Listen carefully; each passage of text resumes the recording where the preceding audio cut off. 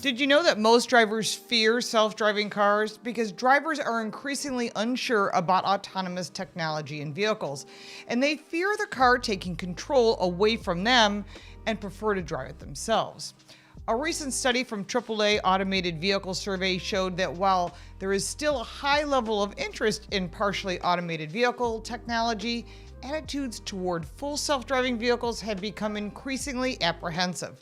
We've discussed this before in other videos, so you want to check that out. But consumers like the safety features, but are not ready to give up complete control. This year, there was a major increase in surveyed drivers from AAA who were afraid, actually rising 55% in 2022 to 68% in 2023 about self-driving cars.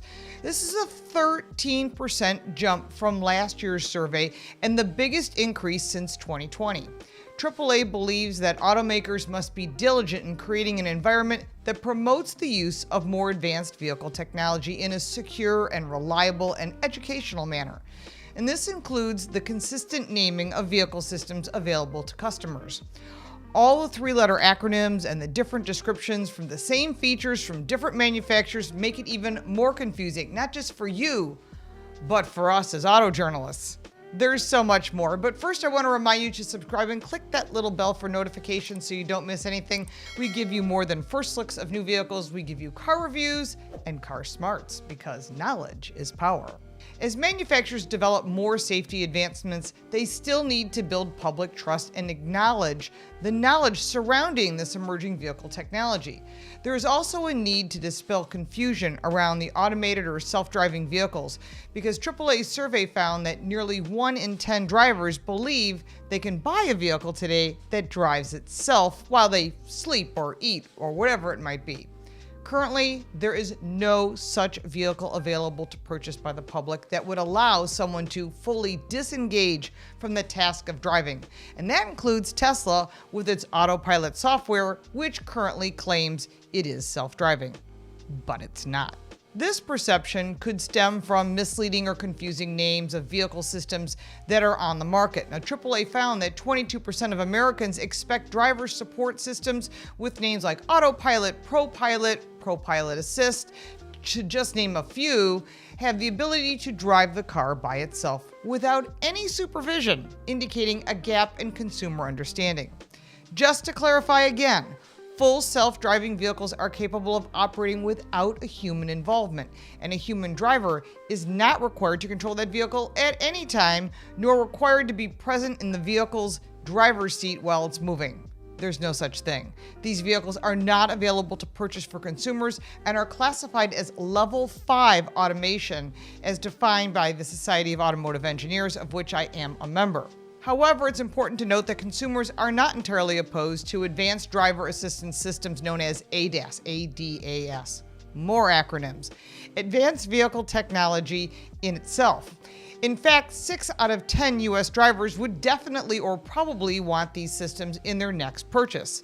Examples of ADAS would include blind spot warnings, cross traffic alert, lane change departure, pedestrian alerts, adaptive cruise control, and automatic emergency braking, which do work, especially if you understand how they work. And many consumers are confused with all these three-letter acronyms, and each brand has their own terms, and it is confusing. And having standardized acronyms would help drivers know which technology is and what it does, and how to use it, making it consistent and easy to understand for all drivers.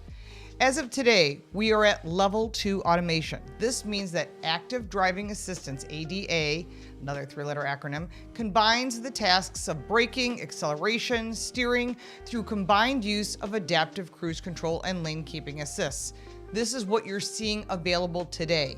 And ADA is classified as Level 2 automation, the highest level of vehicle automation available to purchase for the public. Mercedes-Benz is the only one so far working on Level 3.